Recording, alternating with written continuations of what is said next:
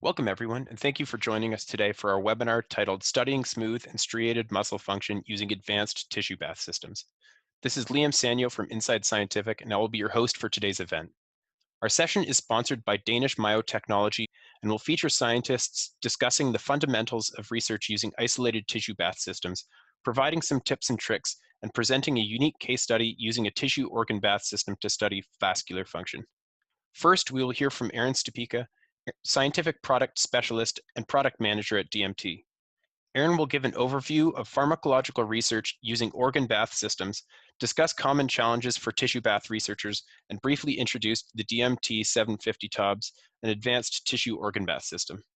Following, we will hear from Dr. Keshari Thakali, Assistant Professor at University of Arkansas for Medical Sciences and Head of the Arkansas Children's Nutrition Center Vascular Programming Lab. Dr. Thakali will present a unique case study using organ bath systems to study the impact of maternal obesity on perivascular adipose tissue in offspring. She will discuss techniques for dissecting, cannulating, mounting, and studying mouse aortic tissue, and present her data demonstrating how maternal obesity may program offspring vascular function. Well, thank you very much, Liam. My name is Aaron Stupica with DMT, and I'm excited to participate in this webinar. I'd like to welcome everyone to my section, which is an overview of organ bath studies and the systems used to run those tests. So I just want to start with a bit of background here, as I'm not sure of everyone in the audience's level of experience with organ baths, but they are primarily used to perform in vitro high throughput studies in response to a stimulus. You can use a pretty varying degree of tissues. Primarily, we see large vessels like aorta or large arteries or trachea. We've seen skeletal muscle strips like ileum, colon, gastric antral, sphincter, bladder strips, or penile muscle. We also have customers using papillary cardiac muscle tissue. It's certainly not limited to the tissues listed here, but these are just some examples. Primarily, we've just seen two stimuli. We've seen drug agonists or electrical stimulation. And over on the right, you can see a couple of our tissue mounts with the pins for large vessels, or what we call triangle hooks for stringing up suture, which is attached to the strips. With organ baths, you have a number of benefits and, of course, a few drawbacks. Some of the benefits are the high throughput nature of the systems. They are easily repeatable and great for drug testing. The high throughput and the number of channels make side-by-side comparisons very easy to perform. The isolated pharmacological responses are also a huge benefit here, as the tissue being taken out of the animal is not going to be subject to any in vivo systemic processes. Of course, the drawbacks that we mentioned are that the experiments can be somewhat limited in what you can perform. The organ baths can take up a significant amount of lab space. The traditional double jacketed heating makes cleaning pretty labor intensive and time consuming. They're also somewhat difficult to automate, which means a lot of the fillings have to be done by hand, which can lead to inaccurate volumes. And looking briefly at arterial pressure in the body, it starts with the left ventricle as the driving force and then goes through large arteries in the body. The pressure drops through the arterioles or the resistance arteries, and then continues through the capillaries and veins. Usually the vessels that are used in these organ bath studies are in this red section at the start. But these are large, as I mentioned, these are large vessels. And if a researcher is interested in studying the smaller resistance arteries, they would need a different instrument. One of these instruments for smaller vessels is called a wire myograph, which DMT has as model 620M. In this instance, vessels are mounted on wire rather than large pins. That wire can be anywhere from stainless steel wire at 40 microns down to tungsten wire at all the way down to 10 microns. So you can get very small diameter vessels mounted on these systems. You can see on the small image on the left, the bottom left, this is actually looking into the tissue bath itself. And zooming in even further, you can see on the right side the artery mounted on the wire between what we call the jaws. One of the other advantages here, besides just the capability of mounting small vessels, is the small bath volumes, which can be anywhere from 2.5 mils to 6 mils. This is an example of how data can be presented from organ baths or myographs. We don't need to go deep into the specifics, as Keshari is going to give a great example of this a little bit later. But really what we're looking at here is just a percentage of the relaxation due to acetylcholine, starting from 100% contraction. You can see as the concentration of acetylcholine gets larger, the relaxation, which is a percentage of the contraction, drops and drops. So as we start looking at organ bath systems themselves, they are made up of just a few necessary components. First and foremost, we have our force transducer, which is used to register the force output from our tissues. Also, a positioner is needed to provide a base level of tension or preload. It's also called normalization. This is very important to these organ bath studies. Normalization is based on the passive contractility or the stretch of the vessels, and it's set by determining the length-tension relationship. Essentially, in order to get the maximum response from your tissue, you need a proper level of normalization that's going to be dependent and different for each tissue type. You're going to need easy mounting access to ensure that you get your tissues safely mounted without damaging any of the cells. You also need easy access to add your agonist into the bath during your experiment, as well as the ability to wash out the bath during the experiment. So now I'd like to talk about organ bath systems themselves. Just because a system has those necessary components doesn't mean, of course, that it doesn't have its shortcomings. Through talking with researchers and what we've seen ourselves, we've seen that some organ baths can have parts that break easily or are difficult to replace once they do break. Oftentimes, homemade systems will need parts made from machine shops or ordered from different companies, which can lead to some significant downtime before a channel is fixed. There are oftentimes long cleaning procedures, and filling and emptying is done by hand.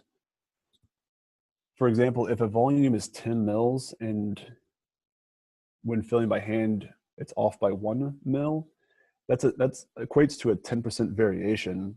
So the same drug concentration is going to be added to all different chambers with different volumes would make replicating experiments or performing control studies very difficult. Not all systems are going to be designed for drug agonists and electrical stimulation, so often custom electrical stimulation is required. Maintenance can take quite a bit longer in some systems compared to others. There can be additional steps in data acquisition, and often the necessity to physically change the transducers for different tissues can be required. There's going to be a large market for organ baths at each university and multiple options available through the market. But the way I've kind of always thought about it, it's like going to work. You can ride your bicycle to work and you can get from point A to point B, or you can take a car, which you may have to invest more resources up front, but it would be more reliable and easier to use each day, day in and day out. It's really a matter each day of time and energy savings down the road. And now I'd like to introduce the DMT 750 TOBS organ bath system. And on this slide, I'm going to show some of the specs about the TOBS. There's rapid air heating, which we took away the circulating water heating and replaced it with rapid air heating. This is a quick and efficient method of temperature control. Instead of using the traditional double-jacketed wall chambers, we have a single wall glass chamber, which makes cleaning easier and the heating faster due to the rapid air heating. There is computer automated filling and emptying. By using the computer and a calibrated constant pressure source, this is going to give consistent volume levels each time you fill your chambers. You can link multiple systems as well through the computer, so you could run up to 8 channels with just 2 mouse clicks. By adding the computer automated filling and emptying and linking multiple organ baths, the workload has been eased and allows the user full control over key features in the organ bath. We also managed to put all of this into a box that takes up 1/4 of the space of a traditional organ bath that you may see. There are different chamber volumes and tissue amounts that we'll jump into a little bit later, but these are quickly and easily exchanged in the organ bath. There are also a couple different options for the force transducers, isometric and isotonic. Each one is programmable from 0 to 1600 millinewtons. So you can focus in on a specific force range and get more sensitive data. And the transducers themselves have a mechanical overload point, which essentially protects them from overload and can allow them to be used for a very long time. All right, on this slide, I'm going to move on from the specs to some of the features of the 750. We do have multiple electrode options available, but I'm going to cover that a little bit later. The cleaning at the end of your experiments can be automated as well. It's a very simple procedure, and you only need to use distilled water. What we've seen on other systems is salt deposits that can form and harden on the connection between the tubing and the chamber. And when you try to clean that or replace that tubing, we've seen parts break. With having the systems designed as they are, this likelihood is much less. What this leads to is more consistent and streamlined experiments each day. The data acquisition is very easy, and we also have built-in amplifiers, which can be used for direct-to-computer data acquisition. These experiments are very durable for daily use, whether it's PIs using this equipment, postdocs, graduate students, or even undergrads. The buffer handling in the 750 is essentially it's hands-off once you fill the system. The liquid management is electronic, so you can get a warning once you go below a certain volume. And we have heard some customers using other organ baths that use gravity for their buffer washouts, which can be rather difficult trying to fill those reservoirs above the organ bath. A lot of the parts on the 750 are easily replaceable. You can see in the image on the right, the panel opens and you can easily exchange anything that comes in contact with the buffer, whether it's tubing or the chambers themselves. Once the system is in place in the lab, there are very few costs for upkeep or operation. I'd like to quickly touch on the 750 TOBS chambers themselves. You can see over on the right side with some of the images that each of the chambers has a flared top, which is very useful when trying to add the drugs into the bath without bumping the tissue mounts, which would significantly affect your force readings at the very least, and if not damage your tissue. We do have 10, 20, and 50 mil chamber options. However, that is the maximum amount that you can put in the chamber. You can actually customize the volume yourself. Once you calibrate the system, as I mentioned, you can input any value between 0 and the maximum for each chamber size and just hit enter, and then that's going to be your set volume, and you can do half or 3/4, whatever it takes. As long as your tissue is submerged, that's all that matters. You can easily swap between these different sizes. You just open this small panel, pull it out, put the new one in, and close it back up, which actually makes it very easy to clean them. Each of these chambers can be put in an autoclave and thoroughly cleaned. This slide shows a couple of the electrical stimulation options. We have 2 electrode types for the tissue strips. You can see on the right side the 2 different options. We do have 2 stimulators, what's called the CS4 and CS8, which can both be controlled through the computer to set up your stimulation protocols. However, you're not limited to these stimulators. You can use any stimulator that you already have in the lab or already like to use. On this slide, we have the basic setup of the 750 TOBS. You can see the unit on the right, and there's very little that is needed. It's a very clean system. All that's needed is a pressure source, and that's connected to the back of the organ bath from either a gas tank or a benchtop air source. And besides that, you would only need a computer to run the controller software during your experiment or for data collection.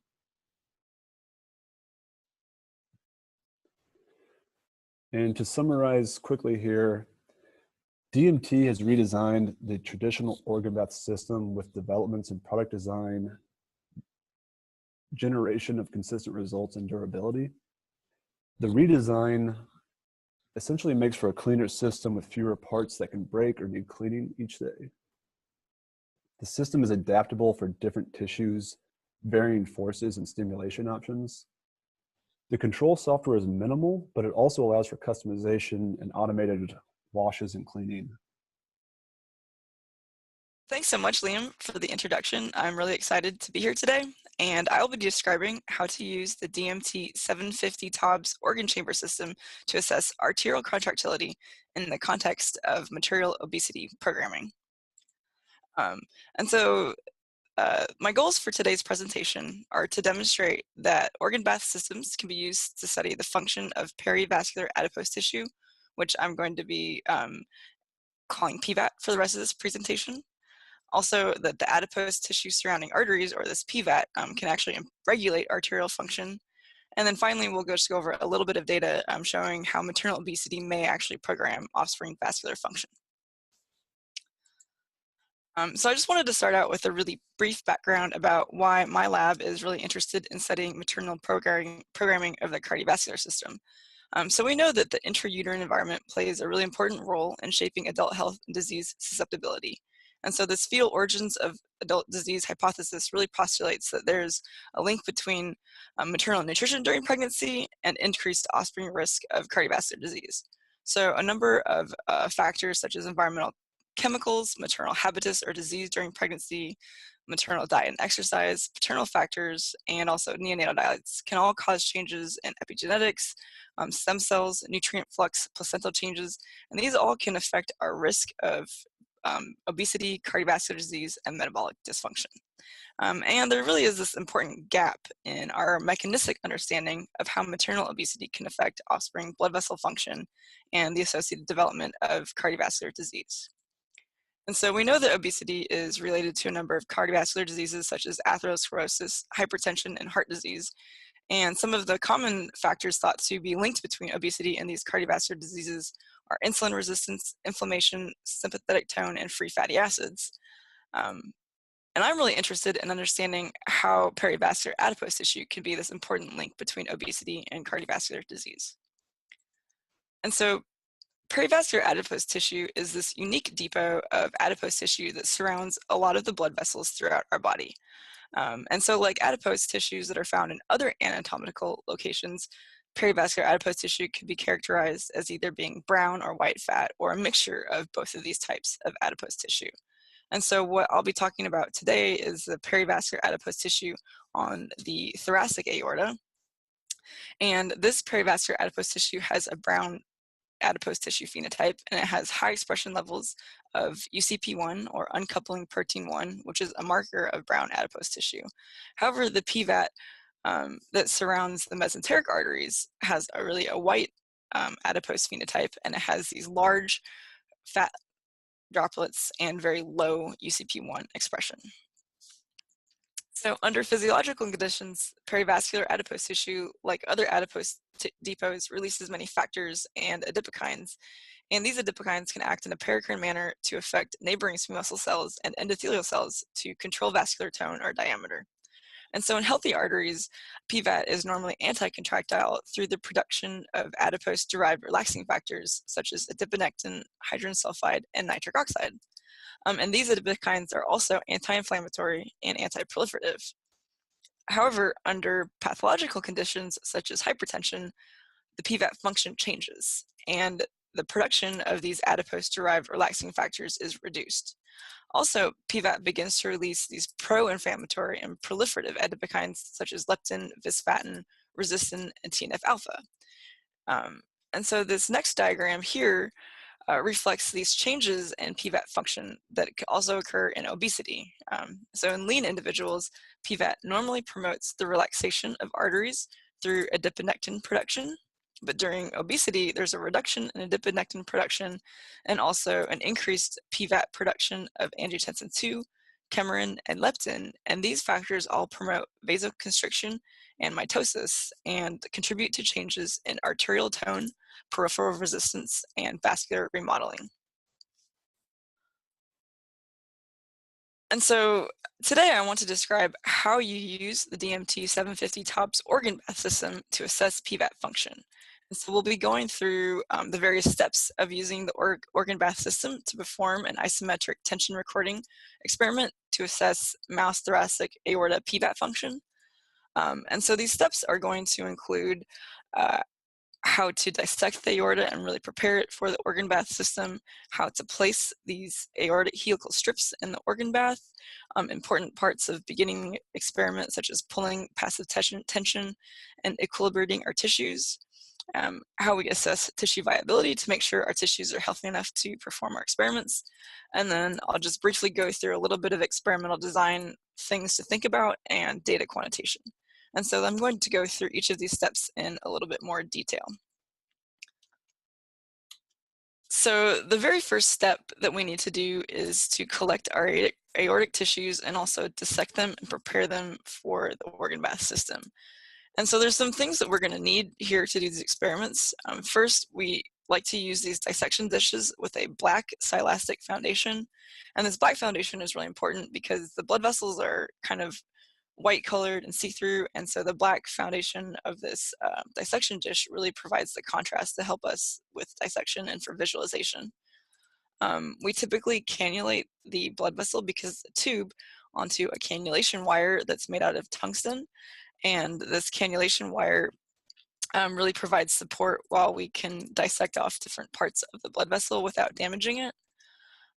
Another important part of these experiments are to have physiological salt solution, and I'm going to describe the composition of this in the next slide, but this is basically the liquid.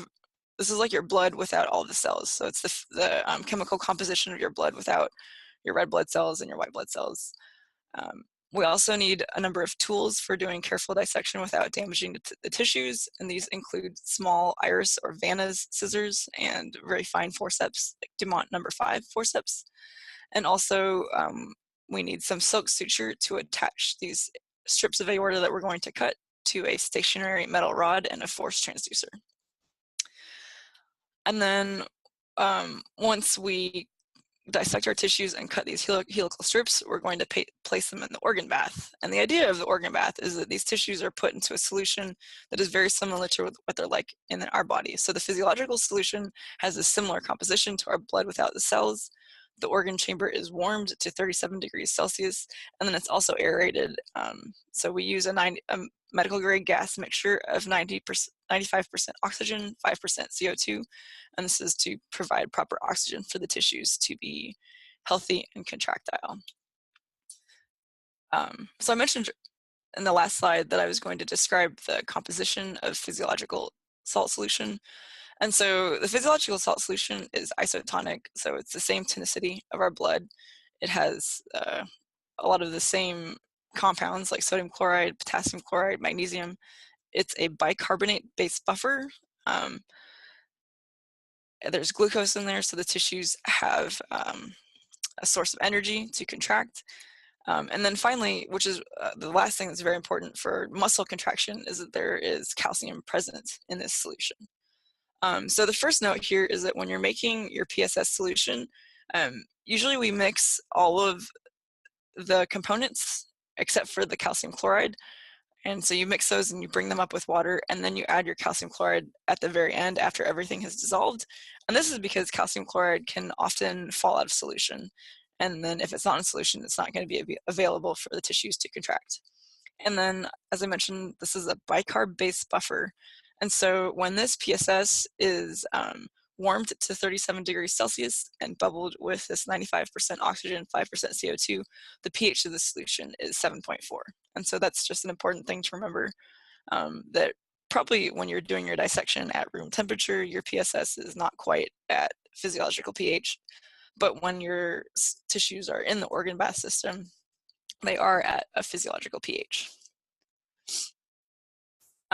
And so the next thing that we do is, once we've dissected our aorta from the mouse or whatever animal that you're using, we cannulate it onto this tungsten wire. And so I've taken a picture here of the mouse thoracic aorta. So you can see that there's a lot of fat surrounding this aorta. And then you can see this wire right here is actually being threaded through the aorta. And so then the black thing in the back is the black silastic foundation for the dissection dish. And so we can just push this wire into this dissection dish, and this helps hold our blood vessel still. And so it's not floating all around the physiological salt solution while we're trying to do our dissection. And then if you're going to do experiments without the PVAT attached, so you want to dissect it off. And so this is where you need your very fine forceps, your Dumont number 5s, and your iris scissors. And the really neat thing about the perivascular adipose tissue is that while it's attached to the blood vessel, it's actually really easy to remove if you have some steady hands and the proper tools. And so you can really just carefully grab the perivascular adipose tissue without grabbing the aorta, and carefully just cut it off without cutting holes in the thoracic aorta. And this takes a little bit of time and a little of practice to learn, but is really not all that difficult of a technique to master. And so for some of our experiments, we like to leave the perivascular adipose tissue attached, and for some of them experiments, we can remove it. Because the mouse aorta is long enough, we can actually cut 2 helical strips from each animal. So we can have one strip from the animal with the PVAT attached and one strip without the PVAT attached.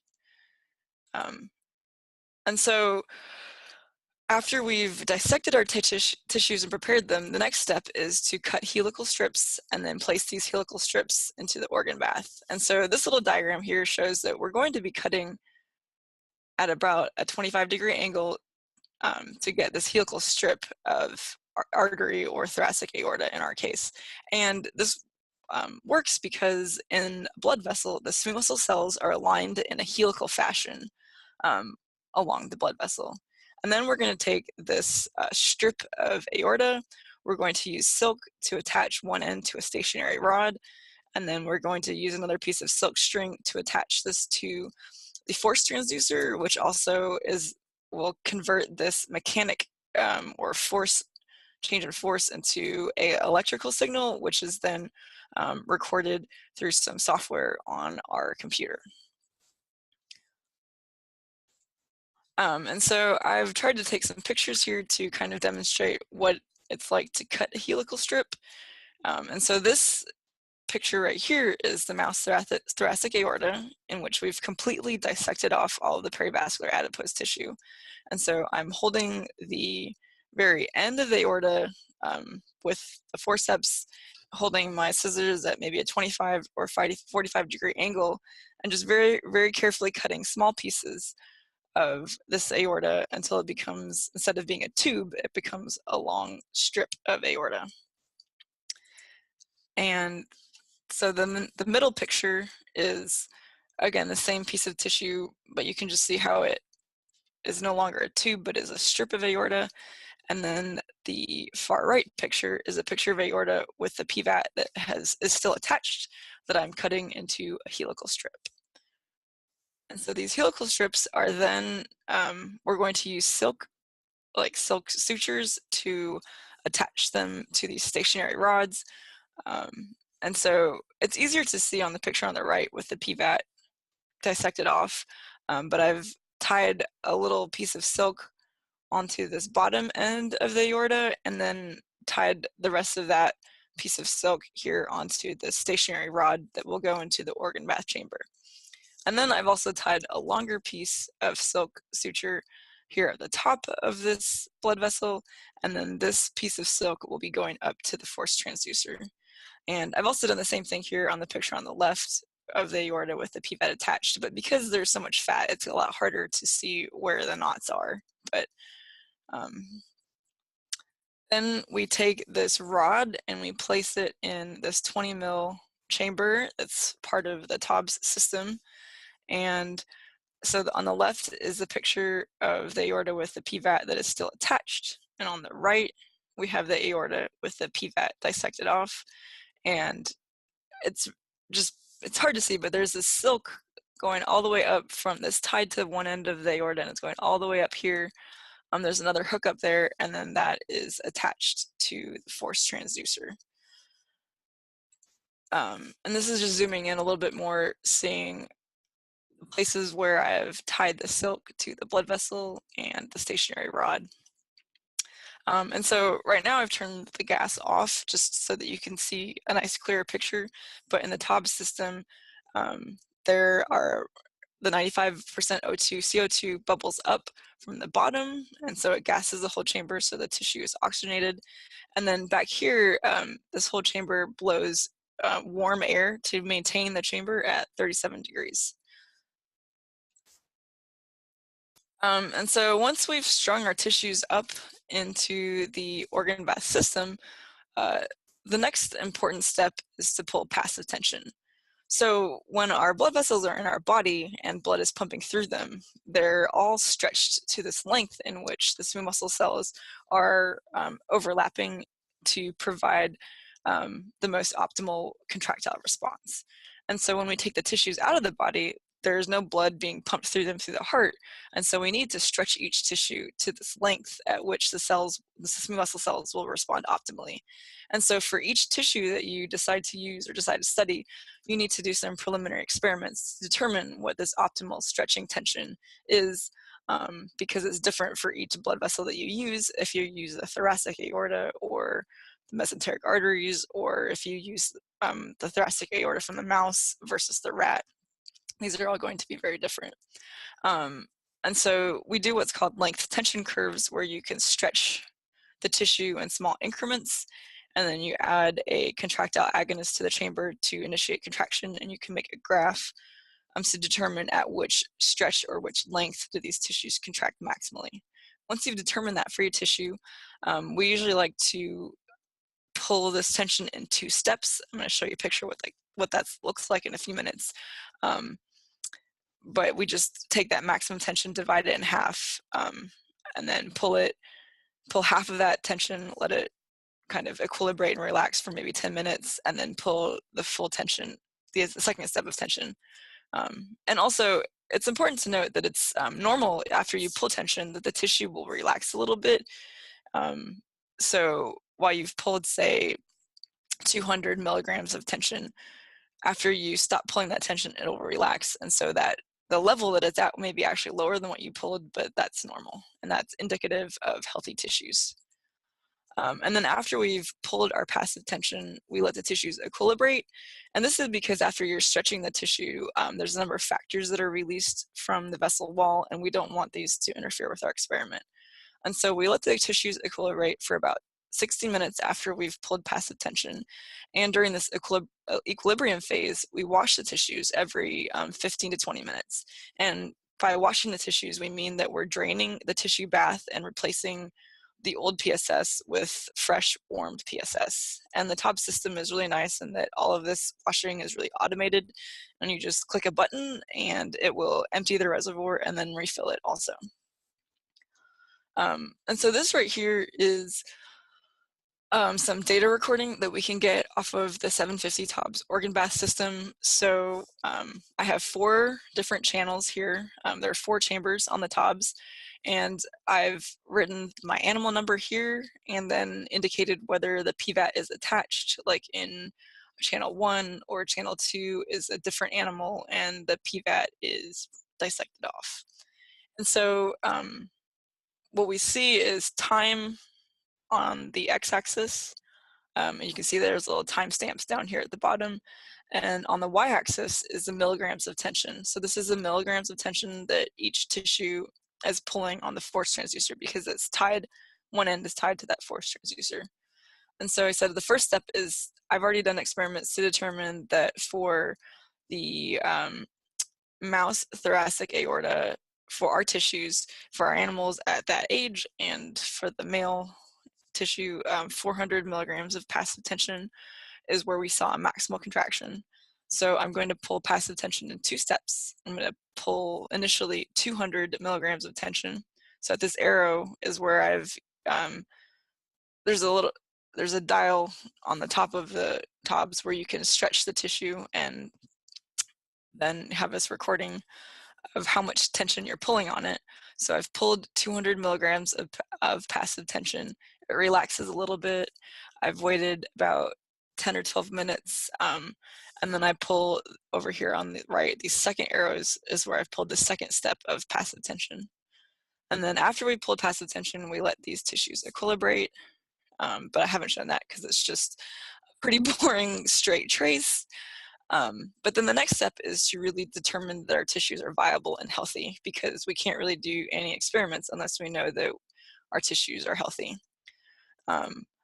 And so to assess this tissue viability, we usually pick an agonist. So that's any compound that will cause active contraction to which this tissue can respond.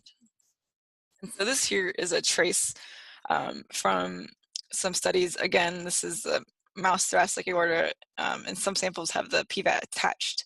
And then channel 2, there's no PVAT. It's been dissected off. And here I've chosen to use potassium chloride, 60 millimolar potassium chloride, as the agent to assess tissue viability or to wake up my tissues. And so potassium chloride, or this high concentration of potassium chloride, will depolarize the smooth muscle cells, and this depolarization then activates L-type voltage-gated calcium channels. Calcium can get into the smooth muscle cells and then initiate vasoconstriction. And so at this arrow right here, this indicates where I've added the 60 millimolar KCl to the organ bath. And since we have our tension here on the y-axis, shortly after I add the 60 millimolar KCl, you can see that there's this upward deflection in the line, and that means that the tissue is actively contracting and pulling down on that force transducer. And so we see a really nice, robust contraction here, so I was fairly confident that my tissues were viable and healthy, and we could move on to some other steps of our experiment. But there are a few more nuances to assessing tissue viability. So in that case that I just showed you, I use potassium chloride as the agonist to induce active contraction. But you can use other agonists to wake up your tissues or assess viability, such as using the alpha adrenergic agonist phenylephrine. And so based on really like historical results in the literature, we know that a 10 to the minus 5 or a 10 micromolar solution of phenylephrine will cause maximal contraction of the mouse thoracic aorta. And so in the TOB system, the chamber is a 20 milliliter chamber. And so to achieve a 10 to the minus 5 molar solution in the tissue bath, we're going to add 20 microliters of a 10 to the minus 2 molar phenylephrine solution. And so because 20 microliters of this 10 to the minus 2 phenylephrine into a 20 ml chamber of physiological salt solution is a 1 to 1,000 dilution, the final concentration of the drug in the chamber is 1,000 times less than the stock. And so this is important just to remember. It's easy to do these 1 to 1,000 dilutions because your volumes, it's 20 microliters. If it's a 20 ml chamber, if it was a 6 ml chamber, it would be 6 microliters. And so if you can make your drugs 1,000 times more concentrated than what the final concentration you want to achieve in the bath, it makes your math really easy to do. And then also, if you're ever doing experiments using antagonists, sometimes not all drugs get dissolved in water. They may use some solvents such as DMSO or ethanol, and typically we want to minimize the concentration of these solvents or these vehicles.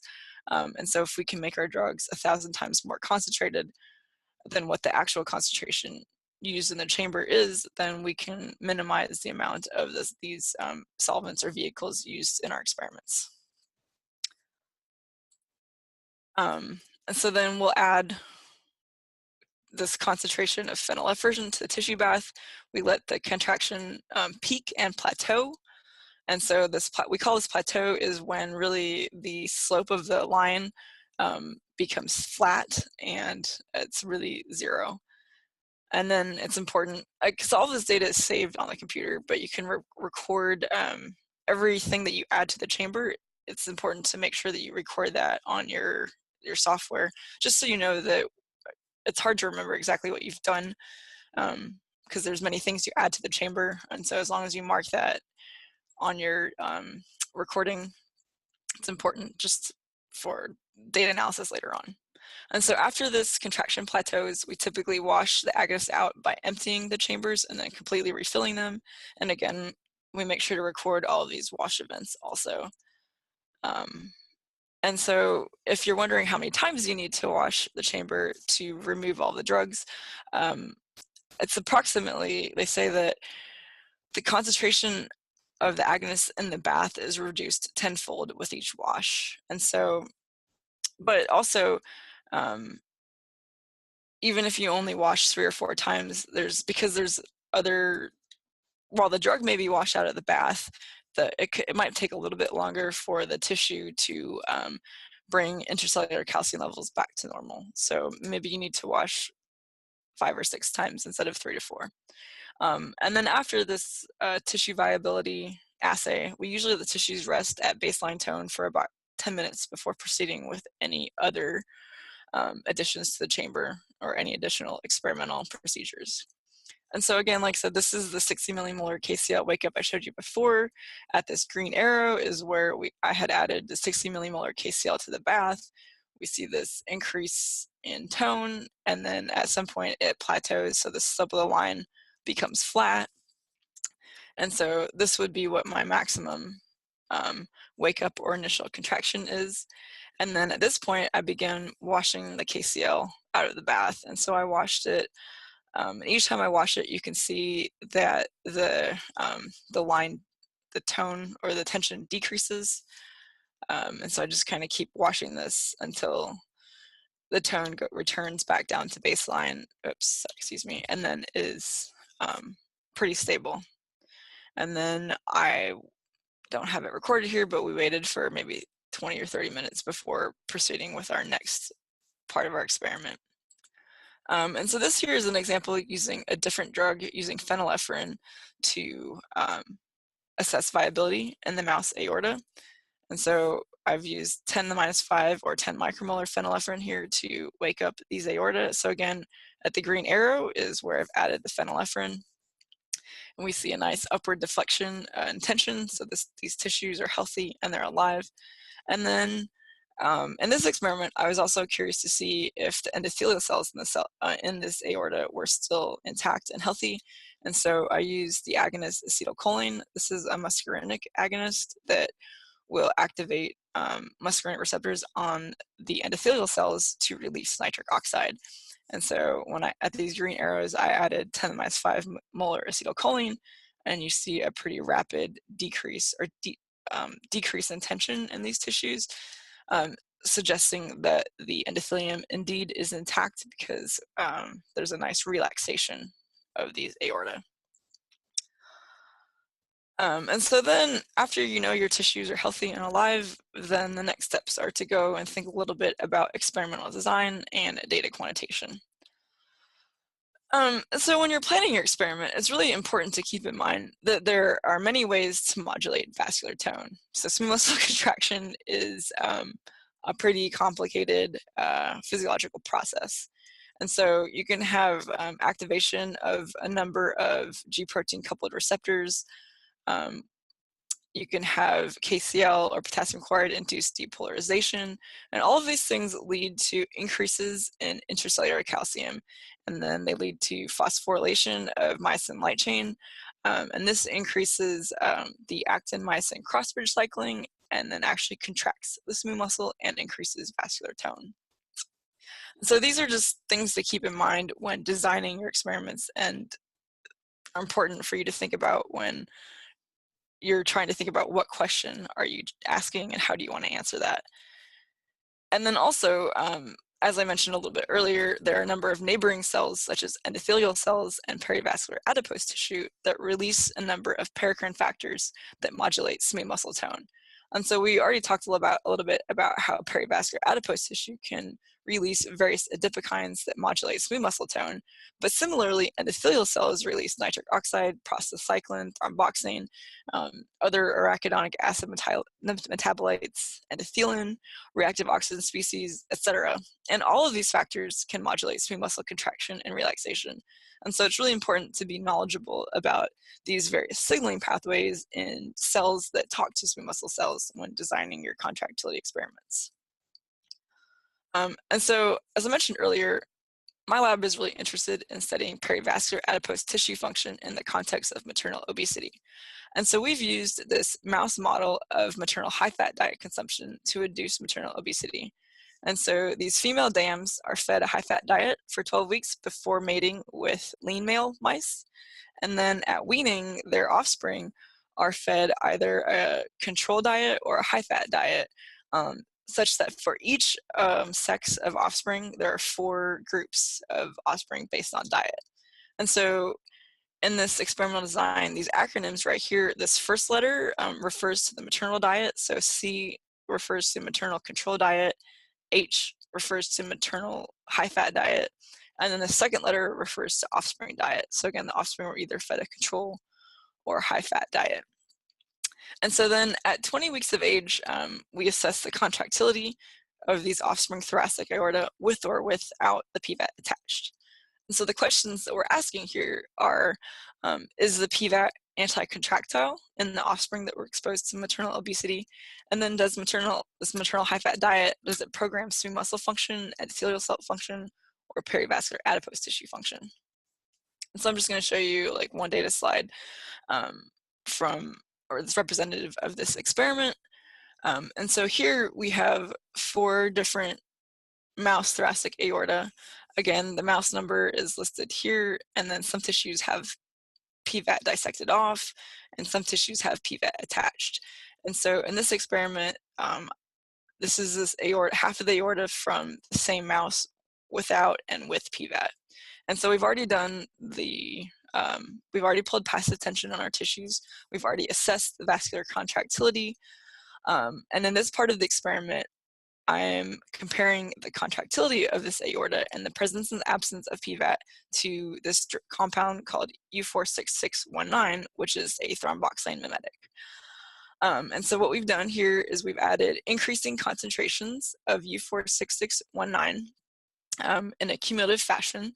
So we start with a very low concentration, 10 to the minus 9 molar U46619, that really does not cause any contraction.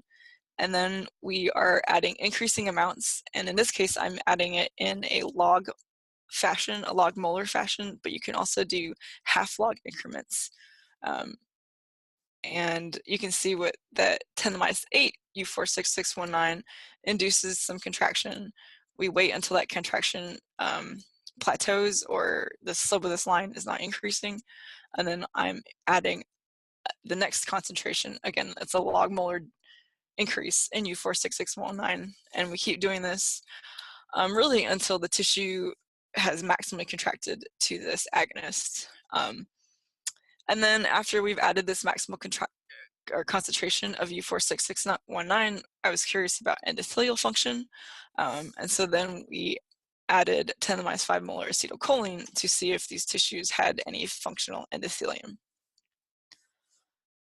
And so to analyze this data, you pretty much can plot these,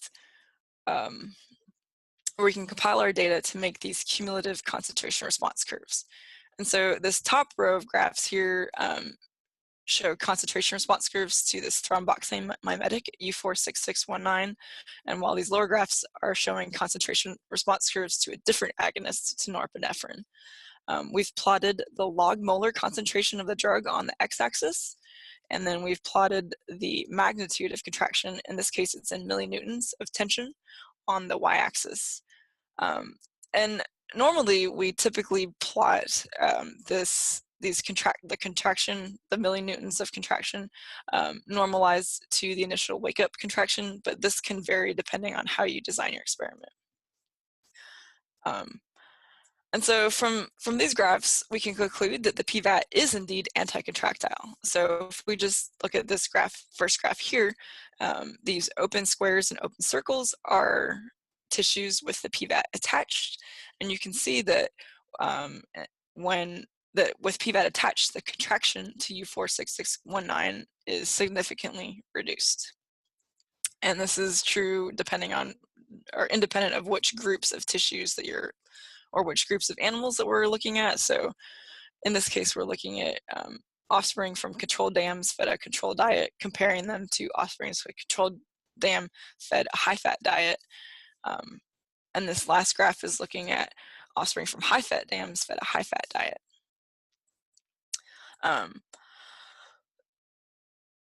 So we can conclude that the PVAT is indeed anti-contractile, but also there appears to be an effect of the maternal high-fat diet on contractility to U46619.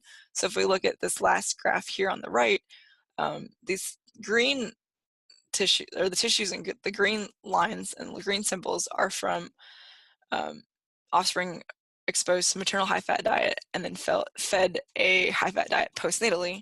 And we see that there appears to be this leftward shift in the concentration response curve to U46619. And so we can calculate what's called an EC50 value. So that's the concentration of drug that will cause 50% contraction. And we can use statistics to compare if there actually indeed is a leftward shift or an increase in sensitivity to U46619 in this group of animals. So I hope I've showed you today that the TOBS can be used to study PVAT function. Also that the thoracic aorta PVAT normally reduces the magnitude of aortic contraction, and also that maternal obesity may program offspring vascular function. I've listed several resources here that would be really helpful for you in designing any sort of arterial contractility experiments using the TOBS system. And that's about all I have right now. So I would like to thank everyone for your attention, and I look forward to answering your questions in the Q&A session shortly. Thanks. Okay, the first question today is, what is or how do you get the most effective normalization approach? How many steps are too many steps? Aaron, do you want to lead this question? Yeah, certainly. It depends whether we're talking about rings or muscle strips. With rings, it's going to be totally fine. It's hard to have too many steps in the normalization approach. You just don't want to significantly overstretch your tissue, but that would be fairly obvious as responses are going down and down. However, with striated tissue or muscle strips, they can get overstimulated if you're using a stimulator for your normalization. Part of that step, though, is to find the minimum current or voltage that would evoke a response. So you have a good chance to lessen that likelihood. However, this question does sound somewhat like it might be from an audience member that is using our myograph. In that instance, if you're using the normalization module, you can't really have too many steps. It just depends on how much time it will end up taking, because it takes about a minute per step. So you could end up taking a little bit too much time out of your experiment. Okay, perfect. And Keshari, do you have anything to add to that? I just would say that for our contractility experiments where we're using strips of tissue, we usually do 2 steps once we've figured out what our optimal length is for stretching. And that seems to work pretty well for us. Perfect. Okay, thanks. And so the second question is, how would you test the response of an aorta to pathogenic stress, such as high blood pressure? Keshari, maybe you could start for this one. Yeah, this is a really great question. And I think this highlights the usefulness, or how you can use this system to really study diseases like high blood pressure. So the way I would set this up experiment is that you would have 2 animals, one that has high blood pressure through whatever means that you choose to induce high blood pressure, and one that doesn't.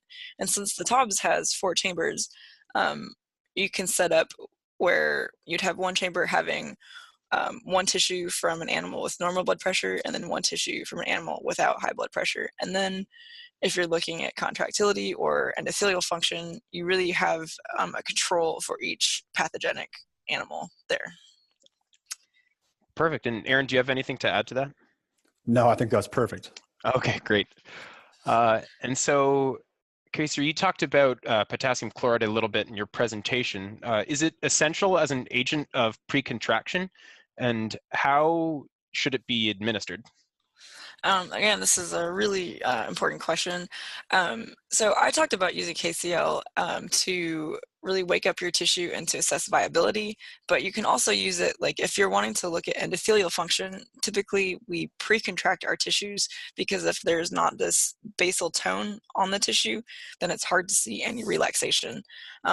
But it's not essential to use KCl. You can use any other contractile agent, either for assessing tissue viability or for pre-contracting to assess endothelial function. So I provided an example where you could use norepinephrine, but it also depends on what sort of receptors and whatnot are present in your tissue. So an anecdotal experiment or experience for me is that I used to study the veins, like the venous physiology, and veins have a different complement of adrenergic receptors than arteries, and so they don't contract very well to phenylephrine, which is an alpha-1 adrenergic agonist, but they do contract very well to norepinephrine.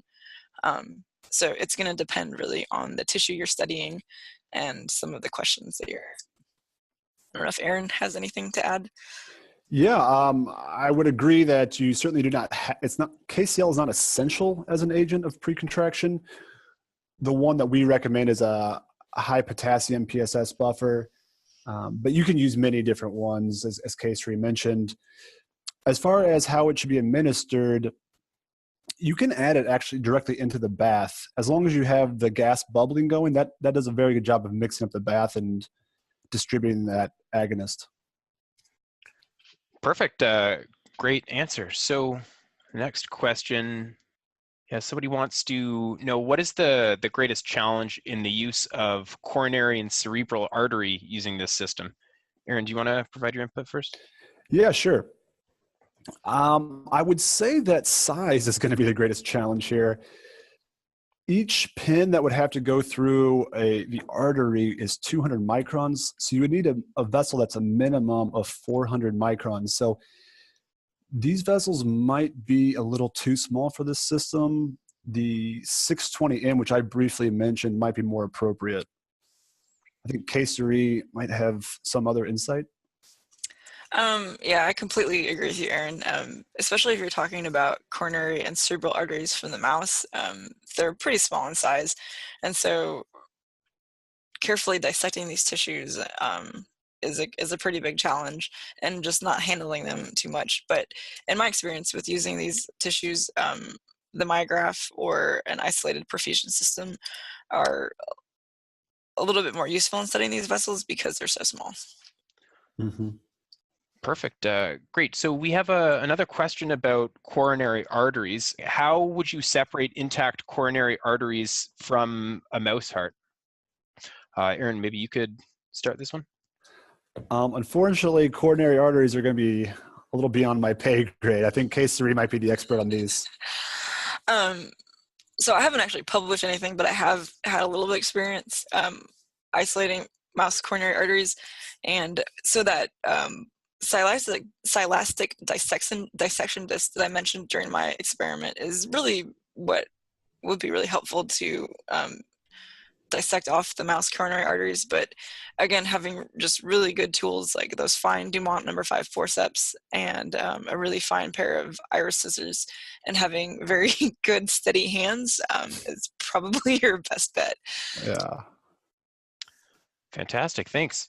And so we've had a couple questions about what chamber volumes were available. For example, the 10 and 20 milliliter volumes can be too high. Can we fill the volume to half or less? Or, do you have alternative chambers for other volumes? I think you might have mentioned this, but Aaron, if you could clarify that point. Yeah, sure. That's a great question. And we do get that asked many times. We can make some custom size chambers, but to answer the question a little bit more directly, with the 10, 20, or even 50 mil chambers, just because that is the maximum you can put in those chambers, but you can have, using the software, as I mentioned, you can just simply input the volume you want. And as long as you've calibrated the system with the pressure source that you're using, you can just put any volume up to the max in there and just hit enter, and it will just fill right up. Perfect. Keshari, do you have anything to add to that? Yeah, I mean, it's a really good point because sometimes you have drugs that are really expensive and you don't want to use 20 mils or whatever of these drugs.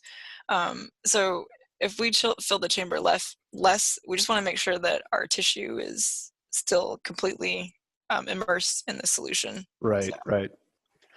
Great, thanks. And so in the interest of time, we're going to make this the last question. Somebody's asked, what is the maximum force that we can measure with this system? And can we use isotonic force transducers? Aaron, maybe you could answer this one. Yeah.